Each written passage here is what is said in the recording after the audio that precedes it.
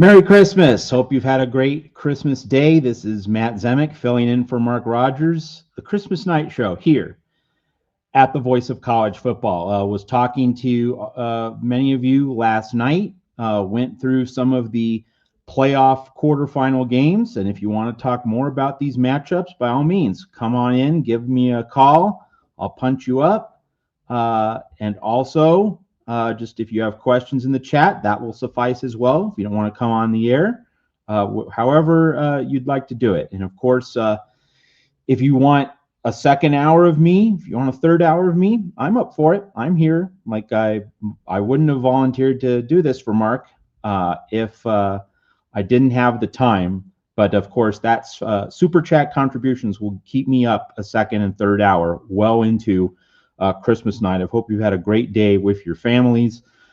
So I went into the playoff quarterfinals last night on Christmas Eve while Hawaii was coming back against Cal, as it turned out. That was quite a surprise when I finished the show. Hawaii down 21-0, comes all the way back. Backup quarterback throws the winning touchdown in the final minute. So a real egg on the face moment for Cal, but now the hope is Tosh Lupoi can upgrade that particular program in 2026. So let's start off tonight. And again, feel free to ask me about the playoff, but we do have a ton of bowl games this weekend, and we want to give these bowl games some love. Like, we who love college football, we don't want just the playoff games to be the focus. We want all the bowl games, or at least a lot of the bowl games, to be fun, because that's how we grew up with college football. That's how Mark grew up with the sport. That's how I grew up with the sport. I'll get into these Saturday bowl games in just a little bit, but in terms of the history and the passion and why Mark, myself, and so many of us who are older fell in love with college football is because every bowl game was special. Every bowl game mattered. Every bowl game felt like a big deal. That was part of the charm, right? So I'm going to give you my age, okay? Maybe you're not supposed to do that, but I'll just say it. I'm 50 years old now. My first year of watching bowl games was 1981. So I had just turned 6. 44 years ago. The first bowl game I ever remember watching was the 1981 Gator Bowl between Lou Holtz, coaching Arkansas, and North Carolina. And of course, North Carolina today, nothing special under Bill Belichick. But back then, boy, late 70s through early 1980s, North Carolina was a big deal. Dick Crum was the head coach back then. A guy you might have heard of, Lawrence Taylor, played for North Carolina back then. I hear he was pretty good, right? Kelvin Bryant, Scott Stankiewicz was the quarterback, but Kelvin Bryant was the elite running back. So, the Gator Bowl. We don't think of the Gator Bowl today as a really, really big marquee bowl game, but back then it was. Like North Carolina, Arkansas, high quality, high end matchup. In December of 1981. And the Gator Bowl regularly got good matchups. You would see a lot of top 15 matchups in the Gator Bowl. So in addition to Fiesta, Orange, Sugar, Cotton, Rose, you had the Gator Bowl delivering some really good matchups. Of course, the Holiday Bowl with all those BYU shootouts. Holiday Bowl delivered fun and entertainment on a very, very consistent basis. Even when BYU wasn't there, I remember an Iowa-San Diego State thriller from the mid-1980s, an extremely fun game. Holiday Bowl with a great reputation. It continued into this century, like a Texas-Washington, Texas-Oregon shootout. So many fun games in the Holiday Bowl over the years. The Blue Bonnet Bowl. Blue Bonnet Bowl often had top 20 matchups. It was a New Year's Eve staple, consistently brought some really good teams to the Houston Astrodome. So on and on and on. The 1980 Gator Bowl, just one more example. 1980 Gator Bowl had the number 3 team in the country, Pitt, and it had the top 2 Heisman Trophy vote getters, George Rogers of South Carolina and Hugh Green of Pittsburgh, the runner-up. So like the 1980 Gator Bowl, high-end matchup, high-profile players, had the stars shining in Jacksonville. That's what the bowls were when I grew up. And in the early 1980s, there were fewer than 20 bowl games. That meant that if you were in a bowl game, man, it meant the world. And I can remember coaches being carried off the field after winning like Blue Bonnet Bowls, Holiday Bowls. It felt like the summit of their season, a mountaintop moment for their careers. We don't have that now, and that has changed. And it all began with the BCS era, when if you weren't in the BCS national championship game, it felt just a little bit less. Not a lot, but a little. If you were in the Rose Bowl, but you weren't playing for the BCS title, it just felt like a little bit different. Like UCLA. UCLA hasn't been to the Rose Bowl in forever, but UCLA played in the 1999 Rose Bowl against Wisconsin, and it felt like a consolation prize because UCLA lost that game to Miami, didn't make the first BCS national championship game against Tennessee. Of course, that went to Florida State instead. But like in the BCS era, we began that slow process of the erosion of, if you weren't playing for the title, if you weren't in the postseason championship tournament, your bowl game felt just a little bit less. And now that has accelerated and multiplied. Now, if you're in the 12-team playoff, it feels a little bit less. And that's something, older college football fans and analysts such as myself, like, we pine for those days. And I would just say in conclusion, and I have a couple calls that I'm going to pull up, and we will talk about Saturday Bowls, believe me. But just, the greatest thing that college football never did try, it's the great unknown. What if this had been done? It's what if college football had a 1985 style bowl system, but then had semifinals after those bowl games? Because, the playoff is basically you have the New Year's Day bowl games as your quarterfinals following the first round, and then you have semifinals a week later, and then your title game around January 20th. Well, what if we just had the New Year's Day bowl games in their 1985 style configuration, and then you had a semifinal pair a week later, and then your title game? Like that, to me, that's perfect. Like that's better than a 12-team bracket, because you just have all your bowl games. And, folks, if you've heard me talk about this stuff before, I apologize, but it's Christmas. It's time to relive memories one more time, right? Christmas is a night for memories. The 1983 bowl season, 83-84 bowl season is, again, the representative example for why a 1985 style, or in this case, I guess, 1983 style bowl system, and then just adding semifinals on the back end in the middle of January would have been the best.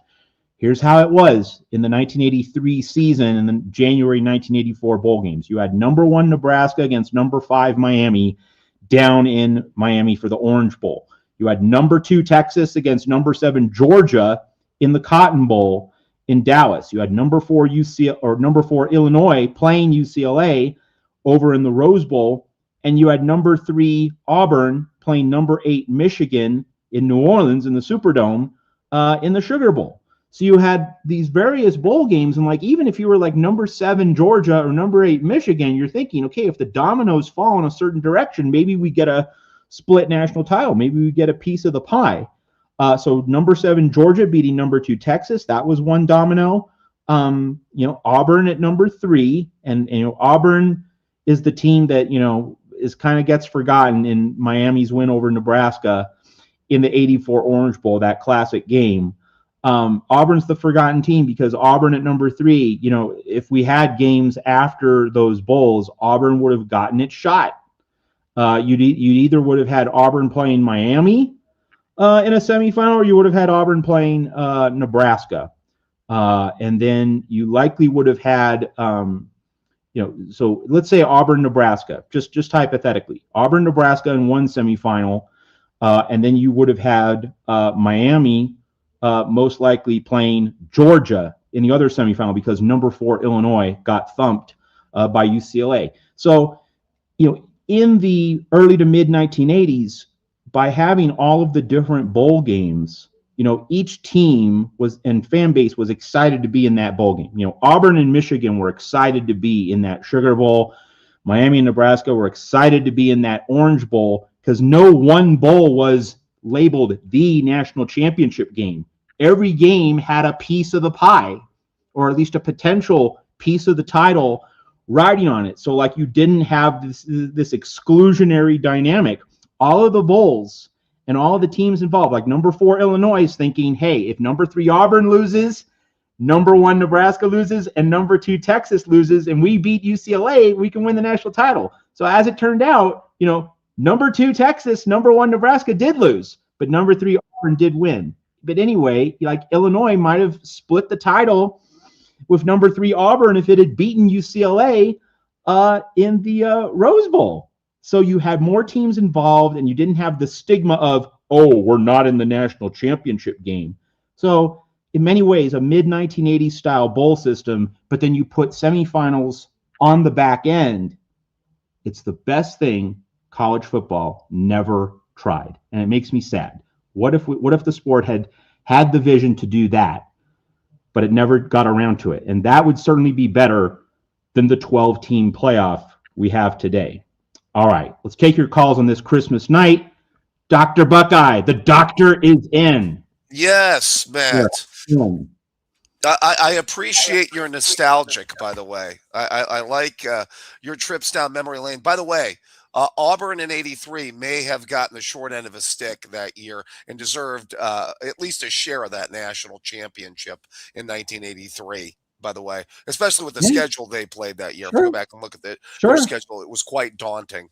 If you had a +1 after the Bowls, it's probably Auburn, Miami. Yes. Yeah, I that would have been interesting, by the way. By the way, SMU in '82 may have gotten the short end of the stick, too. They might have deserved a share of the national +1 SMU Penn State. Everyone would have wanted to see that. Yep. There you go. See, you know what? People say that they miss these controversial or split national titles, but I really don't think they do. I think it was, you know what I mean? Go ahead. Well, see, so what I miss, this is a good productive conversation to have, Dr. Buckeye. I think so. But what I miss was exactly what I outlined. You didn't limit, okay, this is the national championship game and these are the second tier games. You didn't have that in the early 1980s. Every game mattered. It was open. So you allowed 7 or 8 different fan bases, if the chips fell right, to dream about, if this series of events happens on New Year's Day, we can get either the whole Megillah or we get a split national championship. So that was attractive. What wasn't attractive was you didn't have more games. And that is the virtue of the 12-team playoff. We get Oregon, Texas Tech. Right. Wouldn't have had it back then. We get Miami, Ohio State. Wouldn't have had it back then. We get Alabama, Indiana. Wouldn't have had it back then. So there's the good, there's the bad. And we have to be, just patient in saying, well, not all of it was horrible. This stuff was good. Not all of it was great. This stuff could have been improved upon. Like, people like to go all the way negative or all the way positive. And as in most things in life, right? My good doctor, it's in between. Yes. Well, let's bring up some of that good and some of that bad, Matt, as you so eloquently put it. I actually think, and I'm in agreement with you. I actually think 8 teams was always the right number. Now, the trajectory of this sport is towards 16, towards 20, which I think is totally ludicrous, by the way. I think is totally ludicrous. I actually think right now, I actually don't think a 12-team is that bad. Now, if you notice, a lot of people are saying the same things that I'm saying, that if you wouldn't have had James Madison or Tulane as part of this dance. Now, imagine, again, Texas versus Oregon and Notre Dame versus Ole Miss. Come on, those are more entertaining football games. And that gets us closer to legitimately having the 12 best teams in the country in this playoff. And you know what? I hate to agree with the Feinbaums of the world and keep that kind of company, but, he was saying the same thing after the debacles this weekend. Oregon basically put in the second string, which made that score cosmetically look better than it really was. Let's be fair. And, I really wonder if they just made these tweaks, I think it would be a better way to go than taking us down the road of further expansion. Matt, your thoughts? So, when looking at this particular season, and we know, one of the exasperating things about college football, it's part of the charm, it's also part of the frustration and the annoyance, right? Every season's different. You don't get the same dynamics each season. So it's hard to kind of apply these uniform standards every year. There's always a different Rubik's Cube alignment. But strictly in terms of this year, is Vanderbilt, one of the very, very best teams? Like, is Vanderbilt a top 5 team? No. Is BYU a top 5 team? No. But they both had really good seasons. Vanderbilt went 10-2 in the SEC, and didn't lose to any chumps. BYU went 11-2, lost to only one team, Texas Tech. Now, got its doors blown off by that one team, but still. And BYU had some solid wins over Utah and others in the Big 12. BYU had a good year. And so for a 10-2 team in the SEC or an 11-2 team in the Big 12 to get left out, that tells me that if we go from 12 to 16, that kind of team's getting in. Now, the Tony Petitti in the Big Ten won a 2014 playoff. And I think every single person alive in America would say, no way, that's No. awful. You're inviting 4 lost teams. You're inviting some truly, mediocre, ordinary teams to the table. But 16 is going to include some 2 lost teams that put in some good work. And I'm not saying that Vanderbilt should have been in over Miami, anything like that. But I do think Vanderbilt deserved to have a shot, deserves to play. So I think 16, not every season, right? Like, if this 16 would have been way too much for 2024, it would have scooped up all those 3 lost SEC teams, Alabama, Ole Miss, Sure. South Carolina, and that wouldn't have gone down well. I admit that. But in the years when you have a 10-2 Vanderbilt and 11-2 BYU, I'd like to see them get their shot. And so 16 is going to ensure that a 10-2 team, either without the brand name, Vanderbilt doesn't have the brand name, or not from the right conference, because the Big 12 is not going to get the same benefit of the doubt that the SEC or the Big 10 will. I think 16, is going to include teams that are on the margins, but not 4 lost teams, not ordinary teams, but it's going to include those 10-2, 11-2 teams that had good years. That and this doesn't mean that I'd rank Vanderbilt and BYU above Miami and Alabama necessarily, but just 16 is going to give those teams their shot. And the other thing about 16, Dr. Buckeye and everyone else watching here at the Voice of College Football, is that with 16, one group of 5 teams is going to be less of an irritant, less. It's going to stand out less. A group of 5 team in a 12-team playoff stands out more. And of course, 2 group of 5 teams, we all agree that was way too much. The format, the rules, the policies, they shouldn't have let James Madison in. But the college football playoff, the sport at large, was very sloppy in handling this. It didn't button down the loopholes.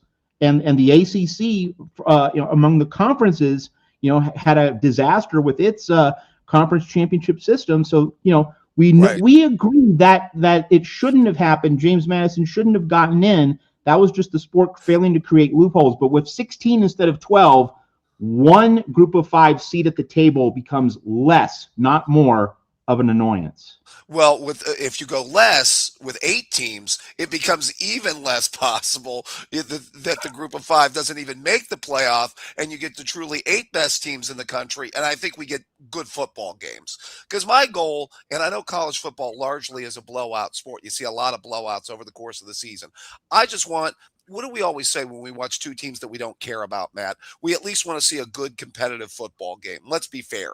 We at least, if you're watching 2 teams you don't care about, you want to at least see a close game. I would, unless you got some pesos on the line there. That might be the only reason you don't want to see a competitive game. But most people, unless you have either a financial interest or unless it's your favorite team, you at least want to see a close football game.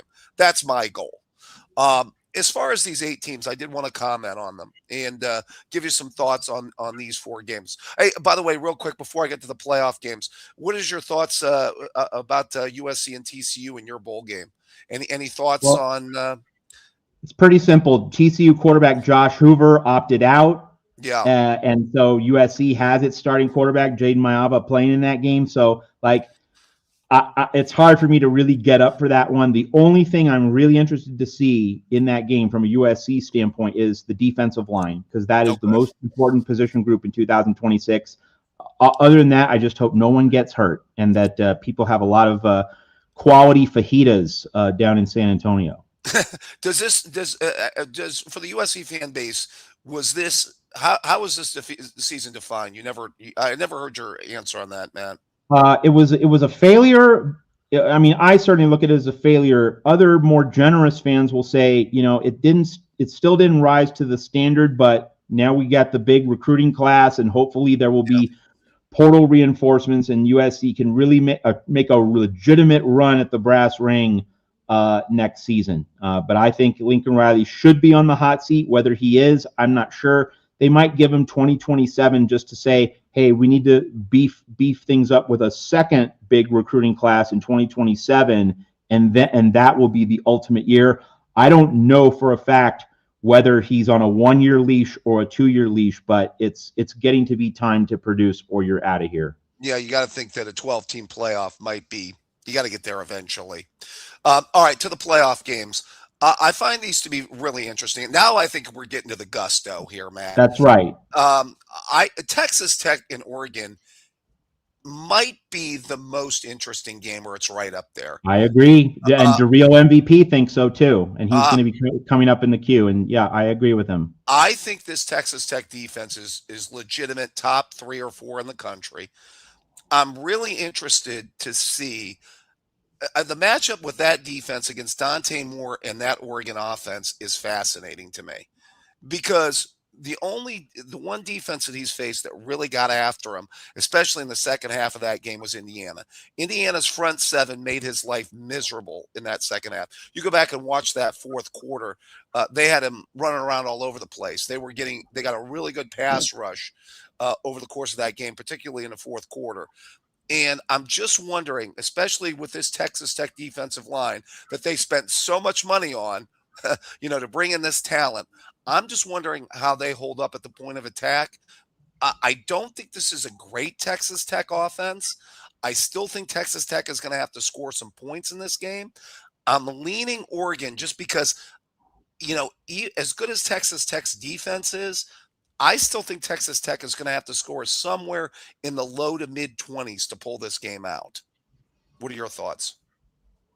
Yeah, I mean, this is pretty close to a coin flip for me. If you're interested, Oregon a 2.5 point favorite, but you have a West Coast team and a Texas team playing in Miami. So how Yeah, and at noon Eastern, right. how are these teams going to react to a totally weird body clock environment, totally weird game location? It just feels like a coin flip, but. Like I think Texas Tech probably does a good job on defense against Dante Moore. Doctor, the thing I talked about last night with the real MVP on this was that Yes. Dante Moore is composed under fire. He's made big plays late in Yes. games, but he doesn't play complete 60-minute games. He's going to make mistakes. Oregon's offense against quality defensive opposition does not generally max out. It hasn't maxed out. Right. Didn't max out against Penn State, didn't max out against Yep. Indiana, didn't play Ohio State. So, like, I think Texas Tech probably contains Oregon's offense. Like, I don't think Oregon runs wild, but I think you bring up a really good point. What is this Texas A&M offense going to do against James defense? And that might really be Texas A&M or Texas A&M, Texas Tech's biggest question mark going into the game. Very slight lean to Texas Tech, but fundamentally, this is absolutely a toss-up. It just feels like a coin flip every way you slice it.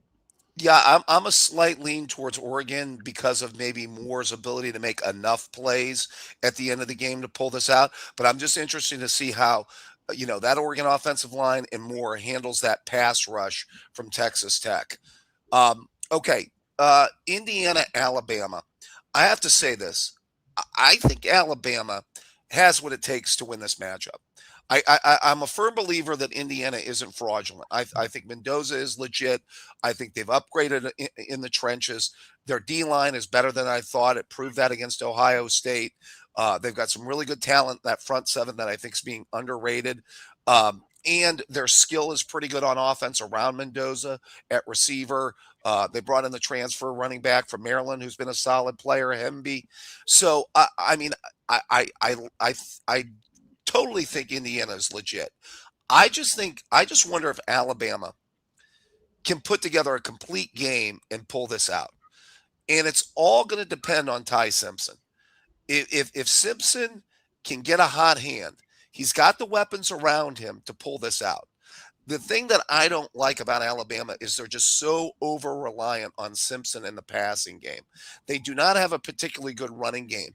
I'm leaning Indiana because I think Indiana is a little bit more balanced offensively. They can run it and they can throw it. And I think Simpson's inconsistencies just tend to show up at times. They showed up, late in the year when he wasn't really playing good football. Now, after they fell behind 17-0, I thought he made some big throws in that comeback over Oklahoma. But that had also a lot to do with Mateer throwing a pick six and a bad special teams play that got them back in that football game. Don't forget that. So I think Alabama can pull this out. But I keep coming back to Indiana. It's just the better all-around football team, in my view. Your thoughts? Well, Doctor, I mean, you saw Indiana up close in the Big Ten championship game, and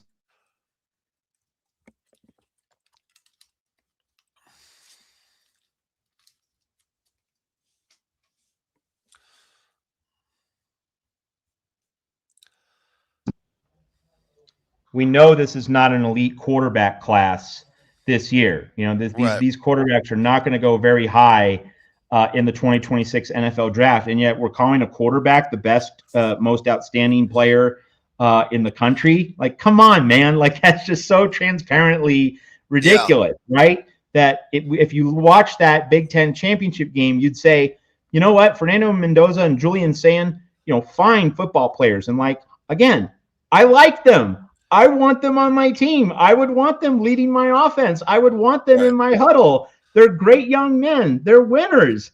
There's so much to love about them. But they're not top 5 players in the United States for 2025. They're obviously not the best players on their own teams. Those are the defensive linemen.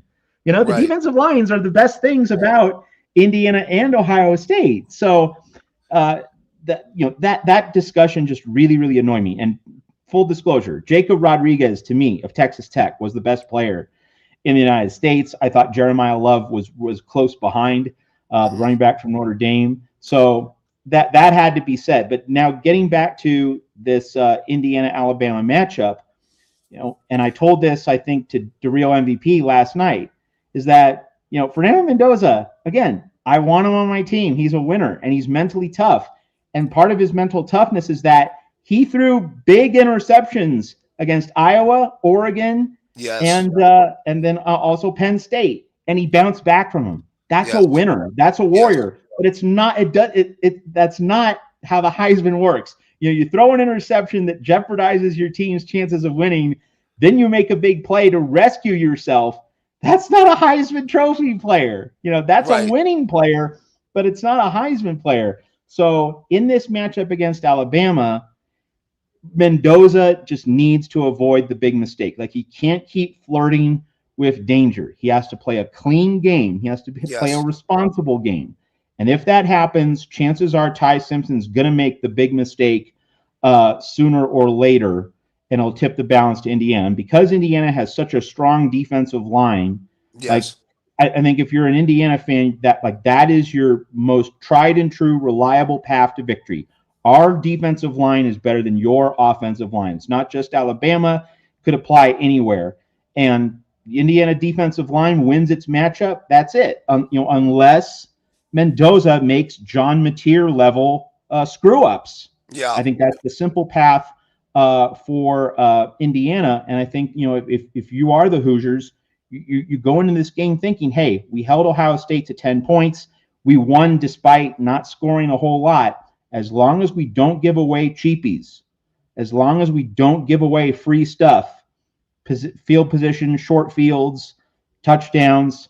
Like the Detroit Lions today Yeah. against the Vikings. The Vikings Yes. had negative passing yards, but the Right. Lions kept giving in the Vikings the ball around the 20-yard line. Turnovers. So Yeah. Brosmer sucks, but it didn't matter because the Lions just basically said, "Here, Vikings, have points on us, for Sure. free." So like that's how Indiana can lose is if Indiana plays like the Lions offense did Yeah. against the Vikings. But if Indiana plays a clean game, it's going to be hard for Alabama to self-generate all the offense that's going to be needed to win that one. Yeah, I think Indiana can be a little bit more balanced, and I think if they do play a clean game, I would definitely favor them. All right, Georgia and Ole Miss. This was a really good game. I caught the end of it the first time these two teams played. Uh, I actually have a feeling this is a game where we could see some points. Now we saw some points the first time they played. 78.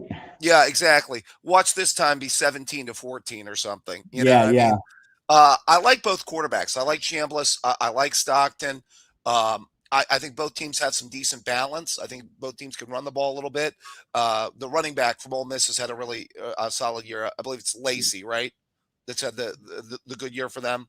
I believe over 1,200 yards on the ground. So I think both teams can be fairly balanced offensively. I think Georgia is playing better on the defensive side of the ball, at least later in the year than what I saw early in the year when Tennessee hit them with some big plays, when they played Ole Miss earlier in the year. I just think they're playing better on the defensive side of the ball later in the year. Now, I don't think this is the Georgia defense of years past when they had, multiple first round draft picks in their front seven and, even in the secondary. But I think that Georgia defensively is playing better. I think they get enough stops to win this game against an Ole Miss team. Obviously, they're without, Kiffin, but Yeah, that's what but I I was going to get to. but they still have really good firepower offensively. And I still think they can move the ball and score some points in this one. I think it'll be a close game, but I think Georgia gets enough stops defensively, and I think that Stockton in the offense will put up some points in this one. Yeah, so the fact that Ole Miss has a patchwork coaching staff going up against Kirby Smart, Right. it's really hard for me to just get past that alone. Like right there, that's like the stop sign. Do you really think Ole Miss is getting over that particular obstacle? I would also say Georgia was in the Sugar Bowl last year in the playoff quarterfinals and did not play well at all against Notre Dame. Like I gotta think Kirby Smart's reminding his team of that. I just, Kirby Smart, he's still got it. Like maybe he's not dominating the sport, but he's at the forefront, right? And Georgia's won the SEC championship 2 straight years. Like Georgia keeps working itself to the forefront of the conversation, and just I just find it really hard to think Georgia is going to lose. The other thing about this matchup is, again, this was lazy bracketing by the committee. Couldn't you have had Ole Yeah. Miss as the 5 seed over in the Yeah. other half of the bracket? This in imagine, folks, what if Ole Miss is the 5 seed and Oregon's the 6 seed? You have Oregon, Georgia. Now, of course, Oregon, Yeah. Texas Tech, really interesting game, but Ole Miss, Georgia rematch. We've seen it, Yes. in there. You could have Ole Miss, Texas Tech, and Oregon, Georgia. Isn't that a better overall quarterfinal set of games? Yes. I So agree. I'm I still really agree. annoyed at the committee. It's true. In basketball and in football, committees do not know how to bracket a tournament. Yeah, tough to beat a good team twice, and Ole Miss is a good football team. But I just think Georgia's playing really good football right now, and maybe Yeah, peaking at the right time. All right, absolutely. last one, Ohio State, Miami. I'm going to go there. I will say Ohio State has had issues with really good defensive lines from the state of Florida in the past. I remember in the 90s when we faced a really good defensive line from Florida State. Uh, '06 obviously was a nightmare for Troy Smith facing that really good Florida defensive line. And this Miami team has two good edge rushers, and they have a really good D line that can get pressure. Um, The one thing that Ohio State has had issues, obviously, was pass pro. I think some of that was on the game plan and, maybe saying at times not getting rid of the ball quick enough. It'll be interesting to see how Ohio State comes out. Is it rest or is it rust? Is going to be interesting to see off the layoff.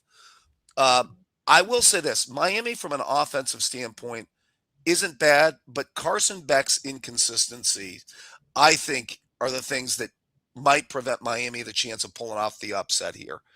I think they have a couple solid playmakers in Fletcher at running back. The wide receiver is a really good player, but I, I I just think that Beck's inconsistencies could be the one thing that could prevent them from putting enough points on the board to pull this one out. I think Ohio State offensively, I'm interested to see their first couple possessions, how they come out, what the game plan looks like, and how sharp Sane in the passing game looks, particularly early on in this game.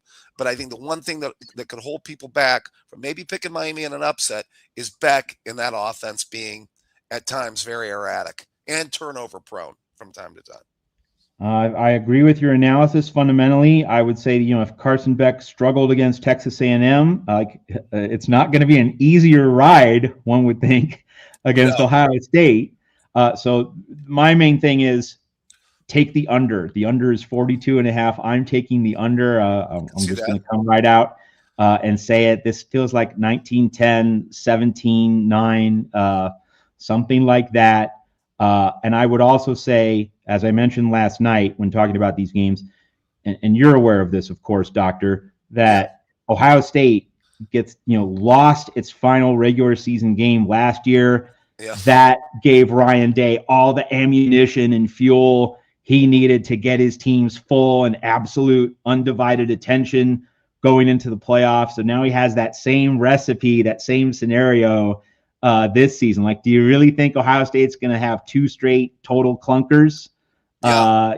So like it's hard to bet against Ohio State straight up. Now 9.5 points, that's the spread. Ohio State favored by 9.5 in a game that figures to have very few points. Like, I would not touch the spread, but I feel very good about the under. Like, I don't see either team lighting the other one up.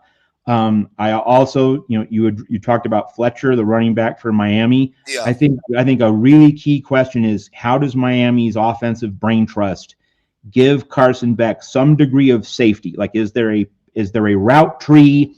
Is there a package? Is there a concept that can give Carson Beck some easy completions that can just provide just enough of a mixture with Fletcher to keep Ohio State off balance? I don't see Miami pushing the ball vertically down the field. Maybe a screen game, maybe some quick hitches. But it's what's going to be the winning non-Fletcher play for the Miami offense, and that is going to be a tough nut for Miami to crack in this game. I agreed. Last point. The strength of that Ohio State defense really up the middle. McDonald going to be a first-round draft pick at defensive tackle. Best pair of linebackers in the country in Styles and Reese. And then, I agree with you on the low-scoring aspect. I'm a little bit more 24-13, somewhere in that area. Maybe that's an under. That's under 42. Just under. We're towing the line there. But I think that's maybe Ohio State getting a turnover as well. But I'm real interested to see how Sane looks early. A lot of people talking about the offensive line, but the game plan in Sane early in that game. How aggressive is Ohio State? Do they give him some, easy button throws, screen game, things like that to get him going, get him comfortable? That's going to be interesting as well. So I think we've got interesting matchups. I'm looking forward to this playoff, and hopefully we'll get back together real soon to talk about it, Matt. Thanks very much, good doctor. Merry Christmas to you. Merry Christmas to you and yours, Matt. Have a good one. Thank you. All right, we want to shout out Evil Badger 72, $20 super chat. Thank you, Evil Badger. Oregon rolls past Texas Tech. SEC fans scared the Big Ten will three-peat. All right. Thank you again, Evil Badger. Now, our second call, DeReal MVP. Merry Christmas, DeReal MVP. Merry Christmas, man. How are you doing this evening? All right. Great to talk football with you. As always. So we got some interesting bowl games to decide the depth of the best conferences. To me, the two bowl games I'm looking forward to this week for Friday and Saturday, or weekend, I should say, is New Mexico, Minnesota, and Missouri versus Virginia. Obviously, if the ninth, 10th, or 8th best SEC team beats the number one seed in the ACC, with the ACC being down, that's a massive statement and a massive tip to the cap to the SEC, and just really shows the separation between those two conferences. And on the flip side, if New Mexico, a G5 team, beats Minnesota, who's only 1.5 point favorite, by the way, Minnesota. Yeah. Not SEC bias saying it's possible they lose to New Mexico because Vegas says so. That would really show the lack of depth in the middle of the Big Ten. So to me, those are the two most interesting games for a conference rooting standpoint. I know a lot of people this time of year root for their conference instead of their own team. So, yeah, you got any thoughts? I mean, those are great calls, Drio MVP, as usual. I would put Georgia Tech BYU at the top of my list. Like that is a game where, the winner really walks away from this season thinking it achieved something, and the loser walks away saying, we just weren't good enough in the most important high-profile games of our season. So Georgia Tech BYU, that's the one that I'm really going to be focusing on. And Penn State Clemson, I would rank it below Missouri, Virginia for exactly the reasons that you stated. But that's still, two teams that were in the preseason top 5, top 6, and they're meeting in the Pinstripe Bowl. Like winning that game would feel really good, and losing the game would feel real cruddy for those teams. So that's also an interesting one on Saturday. Yeah, Clemson Penn State to me is a beauty pageant game. I mean, most people thought this would be the national or some people thought this would be the national championship game, for goodness sake. And, seeing those helmets collide is definitely going to be something cool. It's one of my favorite parts of Rivalry Week. I'm just not as excited because of all the opt-outs in that game. Undeniable, yep. So it's like I'm not going to be able to really judge who's better, who's worse. And also for Georgia Tech BYU, even if Georgia Tech BYU wins with Hawaii losing to Cal and probably one or two other losses for the G5 or the ACC to the G5 just because of how bad the ACC is this year. I mean, they're atrocious. I don't even think a Georgia Tech win over BYU in any fashion is enough to convince anybody they're better than the Big 12 this year. I mean, the ACC is just that bad of a conference. I mean, Hawaii, for goodness sakes, has many ACC wins this year as Florida State, Matt. That's not good. I mean, Hawaii bookended its year beating ACC teams, Stanford and Cal. Yeah, Hawaii playing an ACC game. It's still hard to kind of wrap the mind around it. Hawaii, Stanford. Oh, ACC game. And same for Cal. Yeah. Yeah, maybe Florida State and Hawaii should switch conferences. I know Florida State's desperately trying to get out the ACC, so maybe they should swap conferences. The ACC needs a quality step up in competition, so maybe Hawaii can bring that extra mojo that Florida State hasn't brought the last few years. You're joking about Hawaii to the ACC. I mean, it's funny, but I would also say, the ACC needs to not have 17 schools, right? Because next year's schedule, right? 12 teams are playing 9 games, 5 teams are playing 8 games. You with 17, you have this imbalance. It's an odd number. ACC either needs to add one to go to 18 or contract one to get to 16. I'm serious about that. You're joking and you're funny, legitimately, but the ACC really needs to get off that odd number. I'm dead serious about that one. Can you imagine, man, at the end of the year? There's 2 scenarios that'd be devastating. 2 9-0 teams and an 8-0 team. The 8-0 team could miss the entire college football playoff. Forget the ACC championship. They can miss the playoff despite being undefeated in conference play. And if that does happen, please let it be Florida State. That would be so funny if it happened. The ACC is inviting next year. It's just so colossally dumb. So dumb. And also, it'd really help if Notre Dame were to join the ACC. Got to throw that out there.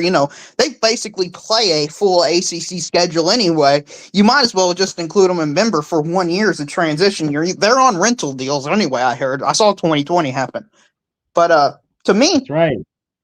Is it a coincidence for the 8-12 or the 8-9 game split? Clemson, Florida State, North Carolina got the 8 games. That way they could avoid a slip up. I mean, all their best brands somehow conveniently got the conference balancing schedule or had obligated contracts. Isn't that just fascinating? Their top brands were the ones that got the exceptions, Matt. I mean, that's just amazing. It's very curious that that's how the dominoes, quote unquote, fell. Did they fall? Yeah. Right. And final thing I'll ask you about is, nobody's talked about this, but I think this is going to be one of the funnest clown cars we're going to see all year is North Carolina. You know, you got Bill Belichick and his girlfriend / fiance / whatever her relationship status is with him.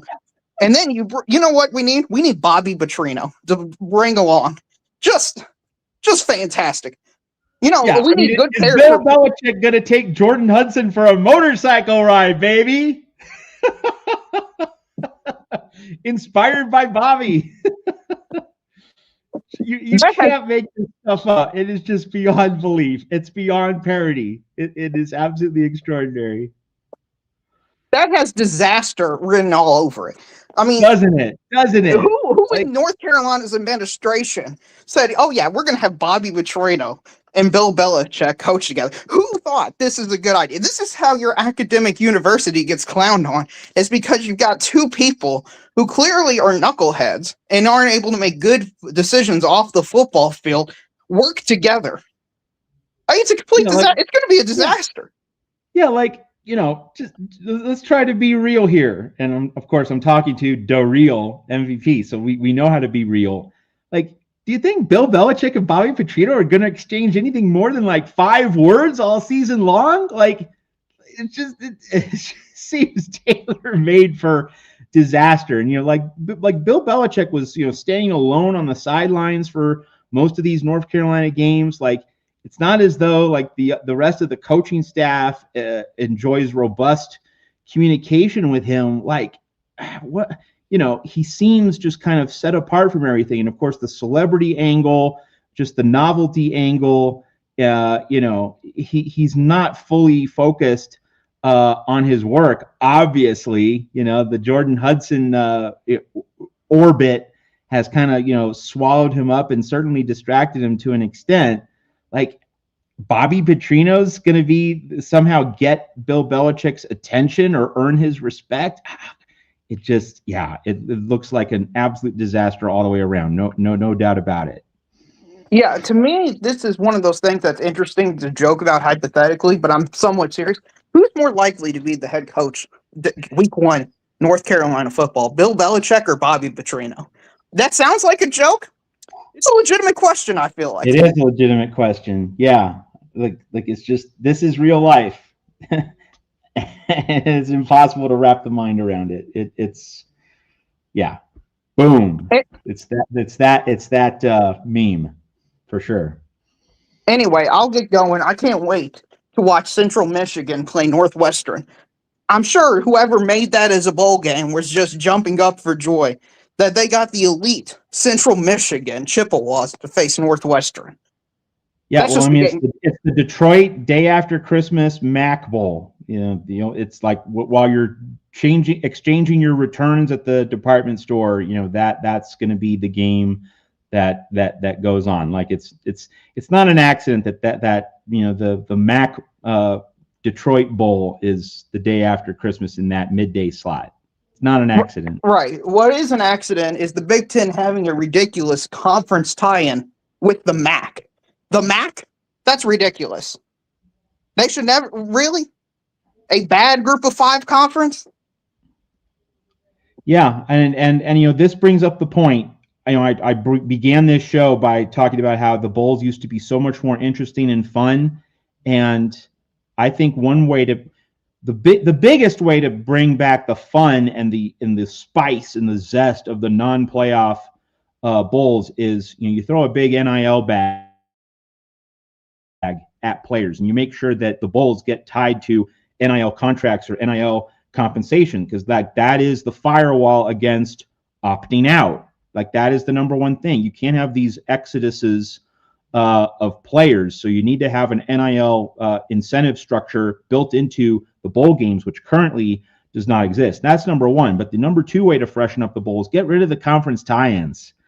Just say, hey, this elite school plays that elite school. this mid-tier school plays that mid-tier school. Let's just play mix and match and create the most fun, interesting matchups. If you're not beholden to a conference tie-in, you can do the bowl games that way. And I think that's another way to instantly freshen things up. So there are ways for the bowls to become better. We'll see if this sport is mature enough, intelligent enough, wise enough to do the right things. Obviously, I'm skeptical. Oh, it definitely isn't. We can assure if the answer is college football mature to do this smart, reasonable thing, the answer is almost always no. So anyway, man, I'll get going. I hope you have a great Merry Christmas. Enjoy the rest of the holidays. I know the New Year's coming up around the corner. If I don't see you, have a great 2026. And thanks for everything you're doing at the network. Absolutely. And Drill MVP, Merry Christmas to you. And also specific thanks for talking about some of these Saturday bowls, which was something I wanted to get to. Really appreciate it. Yeah, no problem. All right. Okay, we move it along here at the Voice of College Football on Christmas night. So we had Evil Badger with the $20 super chat, and then Evil Badger follows up with another $5. He says he's Evil Badger, but I think he's altruistic Badger. So thank you, Badger, for your super chats tonight. All right, we bring in our favorite, Jackson Johnson, Roll Tide, Matt. Alabama Crimson Tide live, and SEC live, and all the other many shows and involvements that Jackson Johnson is part of here at the Voice of College Football. Merry Christmas, Jackson. How you doing? Merry Christmas, Matt. How are you doing tonight, good buddy? It's good to see you. Yeah, I'm glad to be filling in for Mark. Giving him two nights off. He certainly earned it. So man, glad to be part of this. Oh man, can you believe it's almost been 3 years since we first met one another? Like a few days from now, it's gonna be like Will introduced us when we were, our buddy Will indeed introduced us by previewing USC Tulane one another. That was pretty cool, man.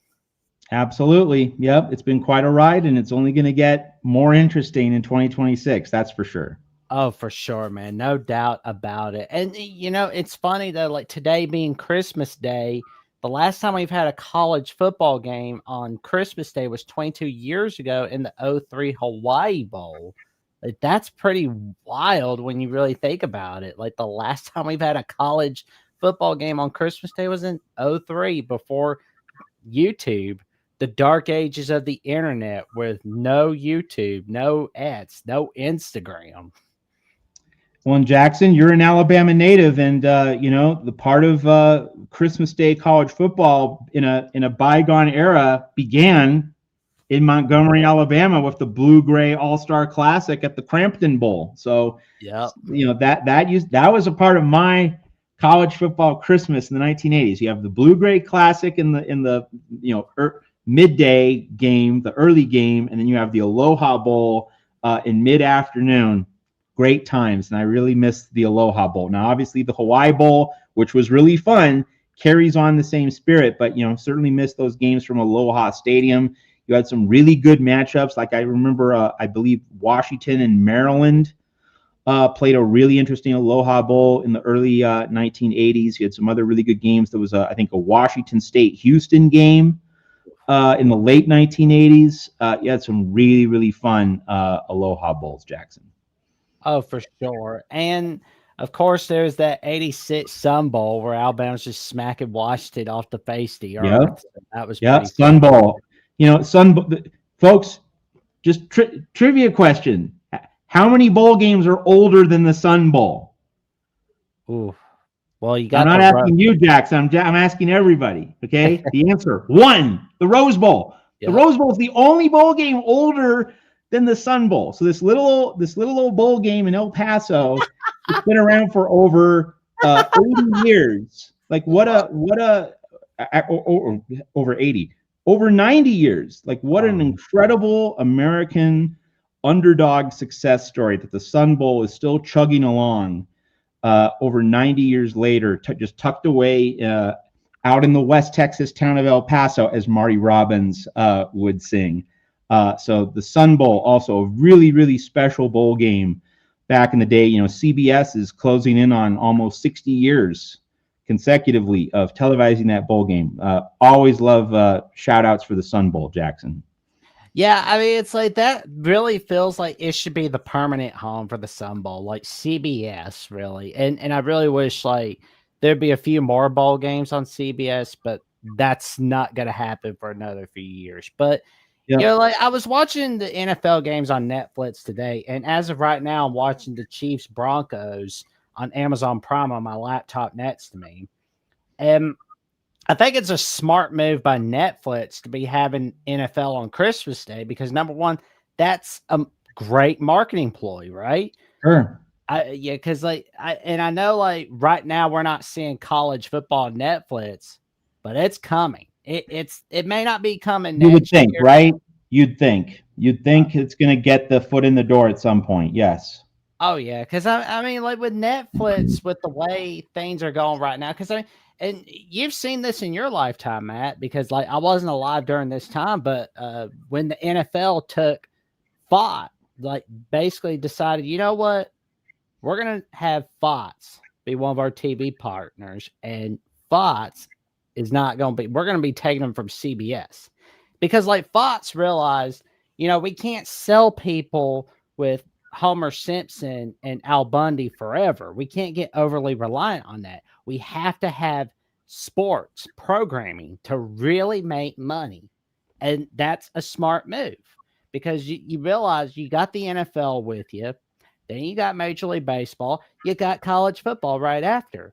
Netflix, same deal. They realize they can't sell anybody with BoJack Horseman forever. They can't sell anybody with Maury the Hormone Monster from Big Mouth. So what do? NFL on Christmas Day. Yeah, the Netflix executive is saying, no, we're not going to do a TV contract with NFL right now. It's like, yeah, but they will. They will. I mean, we saw NFL on Christmas Day last year. We're seeing it this year. There's going to be a little bit more NFL programming. I don't know if we're seeing a Thanksgiving game. I don't know because they know they're going to be losing to Amazon Prime if they don't have NFL games. And April 2026, we are going to be seeing an opening day Major League Baseball game between the Yankees and Giants on Netflix. And eventually, we're going to be seeing some college football games on there. Is it going to be a BYU Utah game? Is it going to be, who knows, maybe USC Notre Dame? I'd love for that to happen, but not happening anytime soon, but cross my fingers. But it's not a matter of if. When. Yeah, totally. The outsider wants to become the insider. Like that is the dynamic you're outlining. I totally agree. I just got to interrupt, Jackson. You know, you mentioned USC Notre Dame. Here's something I mentioned on the USC show, which I host Tuesdays at 10 p.m. Eastern, 7 p.m. Pacific. You know, if USC and Notre Dame want to rescue this series at the 11th hour, here's how they do it. You know, you can petition the NCAA for a waiver that allows you to play a 13th game. USC and Notre Dame should petition the NCAA for a waiver to play a 13th game. You know, like that is the workaround. And so like if they're both on the fence for the playoff, that game becomes the bubble game. It becomes a bubble playing game. So, you know, I've advocated for replacing conference championship games with bubble games as a 13th game. USC and Notre Dame should both file a waiver and seek a 13th game slot on the first weekend of December. And USC fans might think, well, it's going to jeopardize our playoff standing. You know, we might beat Notre Dame and yet still not get in because of the memorandum of understanding and Notre Dame's guaranteed top 12 spot. But if you're playing a 13th game and it's the final weekend of the season, it's the night before the reveal of the playoff teams. If USC beats Notre Dame, USC and Notre Dame are both on the fence, USC's not going to miss the playoff. So anyway, a 13th game could be like the back door for USC and Notre Dame to sustain their series. I just had to mention that since you brought up USC and Notre Dame. All right, Jackson, back to the other things you wanted to talk about. Well, that's the thing, though. Love that idea. You know, instead of it being conference title games, have it be a bubble watch game. You know, kind of like how they had something similar to that with the mid majors for college basketball. Why not have something like that for college football? You know, Totally. Because I mean, and the thing is, Jackson, just let's just talk about Notre Dame for a second along these lines. You have the Big Ten, the SEC, the ACC, the Big 12. Their teams have to play a 13th game. Like their two best teams have to play a 13th game. Notre Dame does not. Like I think it would be popular with the other conferences to say, "Hey, Notre Dame, you actually need to play a 13th game as a bubble game." So I think that again, if college football was wise and mature, this would already be happening. We know college football isn't, but like this is something that should definitely be considered. Well, I really, because I'll be honest, like if everybody in college football listened to you, Matt, it would be in a much and Mark Rogers, no doubt. Like that's why I call Mark Rogers and Matt Zemek the great ones, because they know what they're doing, they know what they're talking about. That's for sure. And with that being said, tell your friends, your family, and the cashiers at Whole Foods about the magic that Matt Zemek brings on USC Primetime Live with Ethan Emmett and Crashlet Collier, Tuesday nights, 9 p.m. Central Time, 10 p.m. Eastern Time, 7 p.m. Pacific Time, Tuesday nights on USC at the Voice College Football and on the USC postgame show. And you can also check out the magic that Matt is writing on Trojans Wire, UCLA Wire, and College Wire. And I got to tell you, this man is a magician. And if you're not listening to Matt Zemek, then you're missing out on the wisdom from him, my friends. You are missing out on wisdom from Matt Zemek. Jackson, the check's in the mail. Thank you. And folks, let me just throw some love back to Jackson.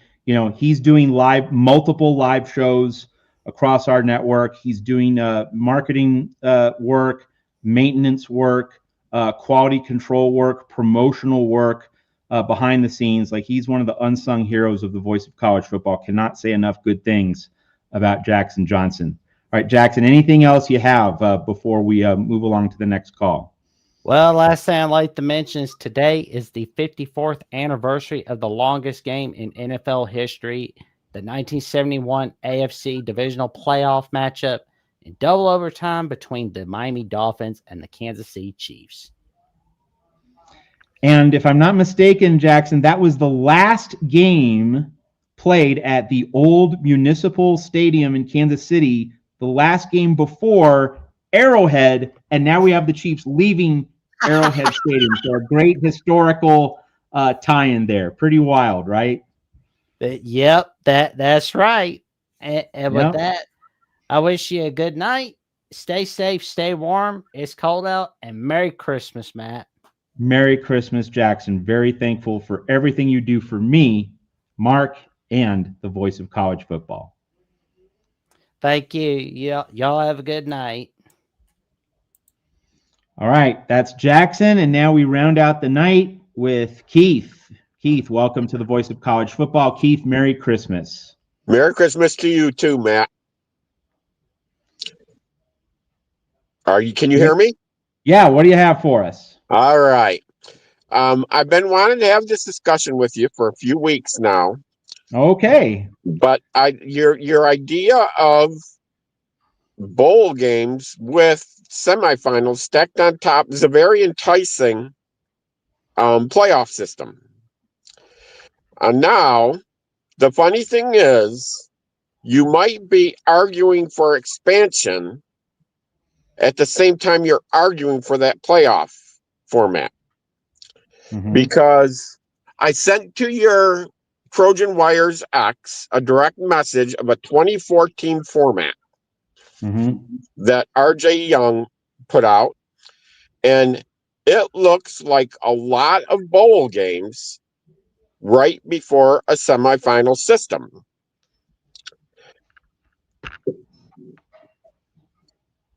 Okay, continue. So you go to, like, in the 24, I believe, the 9 and the 10, in the 24. No, it'd be the middle two. So if 24 half would be 12. 12 versus 13. 12 versus 13 is going to be a pretty good bowl game. Mm-hmm. And then 11 versus 14. all the way up to 13 versus 20. This year, 13 versus 20 is Michigan against Texas, which is the Citrus Bowl this year. It happens to actually be a bowl game. And so, and in that format, you'll see there's 2 SEC teams at the top. That works out to being like an SEC playing game.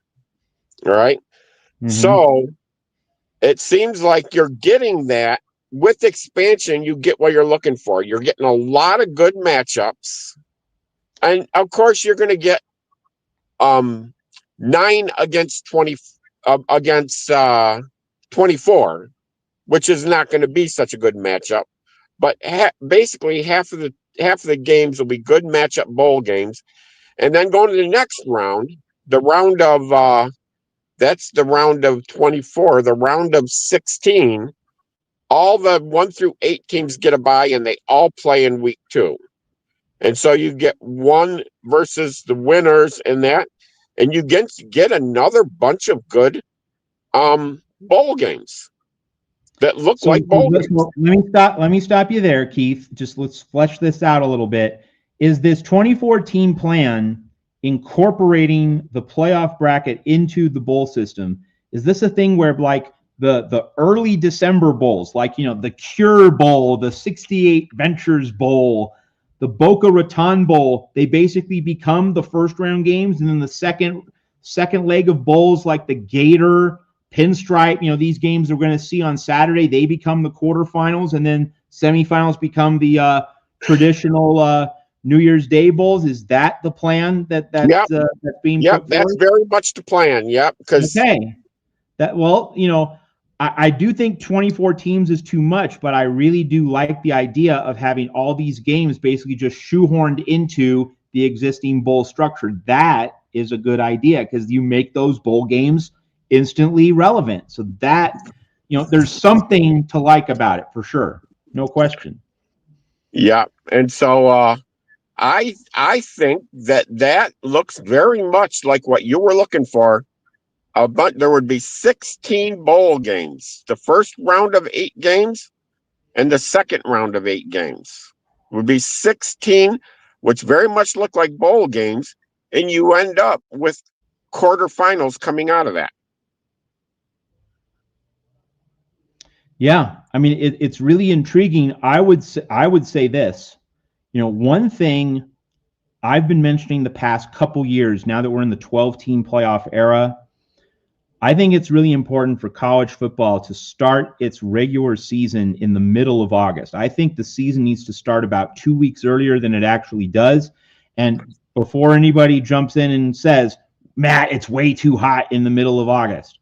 Well, like that's why in mid-August, you would play neutral site games in domed stadiums. Like that would be perfect. You know, you don't want to play an outdoor afternoon game in searing heat in mid-August, but that's why you have a dome.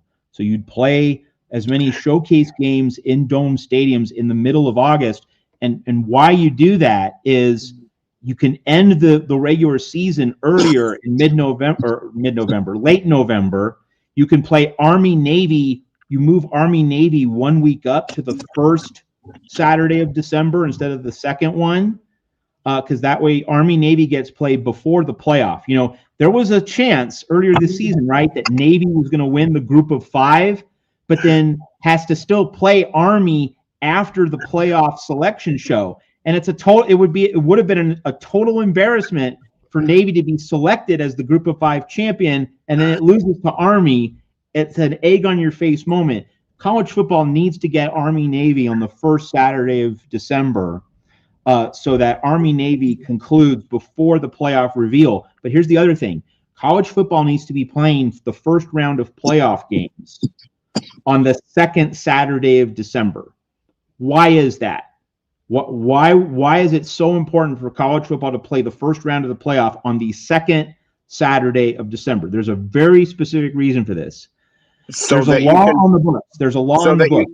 I'm going to answer my own question. Okay. There's a law on the books, the Sports Broadcasting Act of 1961. All of you can look that up. The Sports Broadcasting Act of 1961 that was an agreement which basically said the NFL can't play until after the college football regular season is over. So basically, college football can't play, or the NFL can't play on Army-Navy Saturday. And the NFL has to wait until the week after Army-Navy Saturday.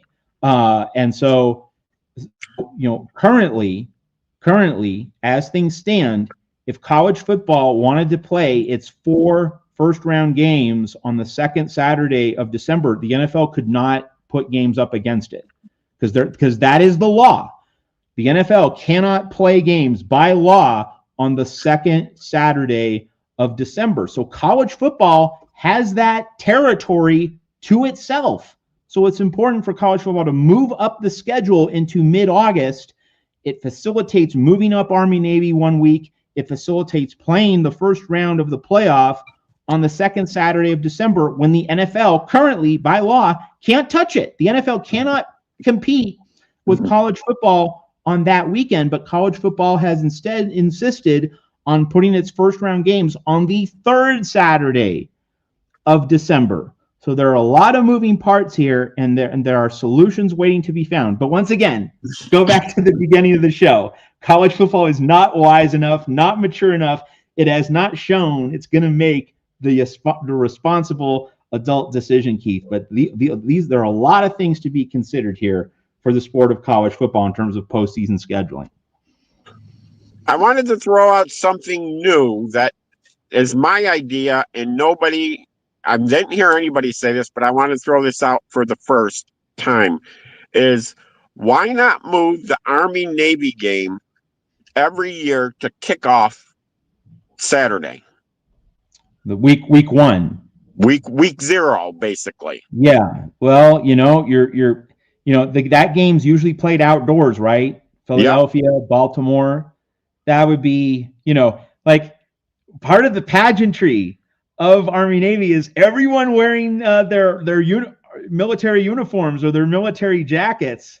Like, that would be really uncomfortable to play a game outdoors in Philly or Baltimore on Labor Day weekend. It's so much easier if it's in cooler late autumn conditions. Yeah, but I did 13 years in the Marine Corps Reserves, and we have winter coats and we have summer coats.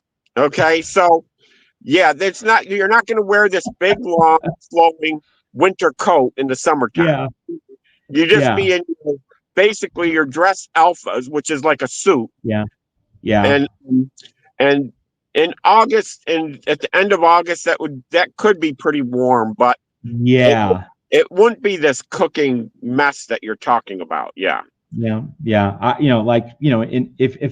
If I have to go to a college football game on outdoors in late August, like, I want to be able to wear a t-shirt and shorts. But you know what? I don't think they're going to allow Army-Navy folks to do that. Yeah, that's true. The t-shirt and shorts would definitely be a better way to go. But just think of what good the eyeballs that would do for the Army-Navy game. Everybody would be anxious to see football, and the first thing they'd see is the Army and the Navy. We might double the viewership in 1 year. It's an interesting thought. I will say that college football needs to be more innovative with its scheduling. I think on that we can all agree that there's too many things that were good in the BCS era in terms of scheduling that now in a 12-team playoff era simply don't fit. So that is, I think, the point that we can definitely agree on for sure. Yeah. And then by moving the Army-Navy game, that gives you an extra week earlier to move other playoffs up into.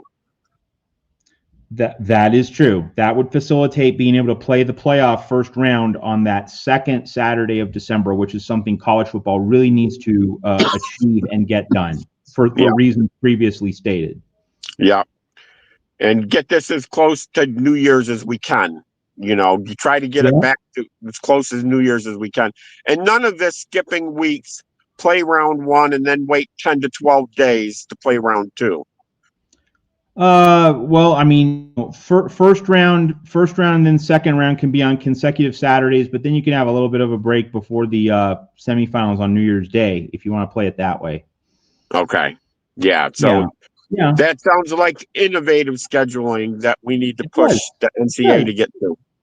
It does. It's very much worth considering. Like that would be a forward advancement for the sport, no question. Yeah. But it's good. It's always good to have a good, intelligent conversation. You're a USC alum, aren't you? No, my dad is. My late father, he died Okay. about 20 years ago. He was USC class of 1963. So my dad's a Trojan, but like Did you go? I've been editing Trojans Wire for 5 years. I still don't have a college football playoff berth. Like the sports gods have not been very kind to me. Like they owe me one. They owe me one. Yeah. Okay, so you're not an alum. Are you alum from somewhere else? May I ask? Yale University. From which one? So Tarek Skubal and I are both Seattle University alumni. Seattle University, Tarek Skubal. Okay. Well, I hope the Tigers can sign him.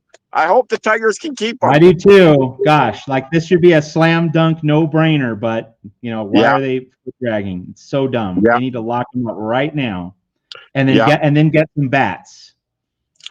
All right, and a high-end bullpen arm.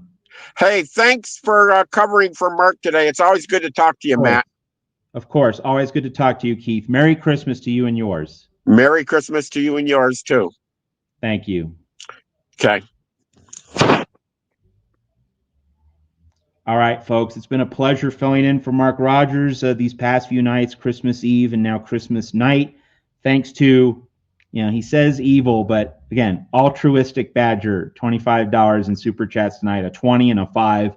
Thank you very much, Badger, for your contributions. And folks, thanks for staying up late with me on your Christmas night. I hope it's been a blessed day. I hope it's been a wonderful holiday celebration. And of course, when a holiday's on a Thursday, you get to just bundle that into the Friday and the full weekend, at least for many. So I hope you have a wonderful extended holiday weekend, and then of course going into New Year's. So we have John from the Michigan channel and Corey Brada from the Iowa channel. He's going to be doing a show on New Year's Eve, I'm told.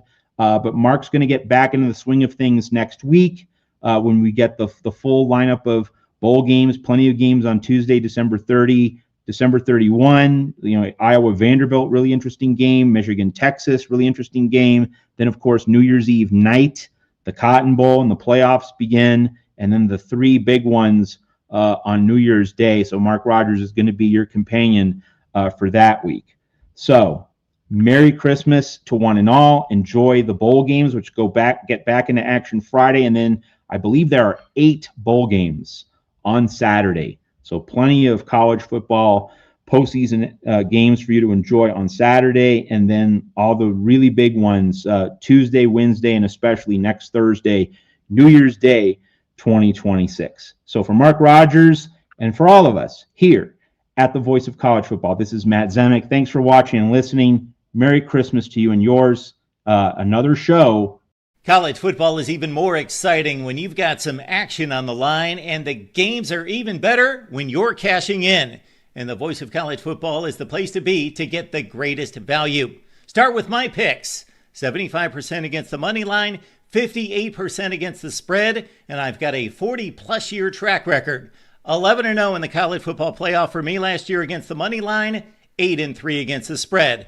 And I'm just the warm-up act. Steve Merrill of Wager Talk is our ace in the hole, show stopper. 7 years with the Voice of College Football, over 30 years in the industry. Steve gives us analysis on all the big games, but you can't miss Steve's weekly under-the-radar pick. 28-12 against the spread the last 3 years. You also get picks from some of our top analysts here at the Voice of College Football, including Corey Brada, Matt Zemek, and Steve Dace. Check out those numbers. Become a YouTube or Patreon member for just $99 per month. Go to the main channel on YouTube, click join, and then select the betting tier. Do the same thing on Patreon. Make 2025 a winner now.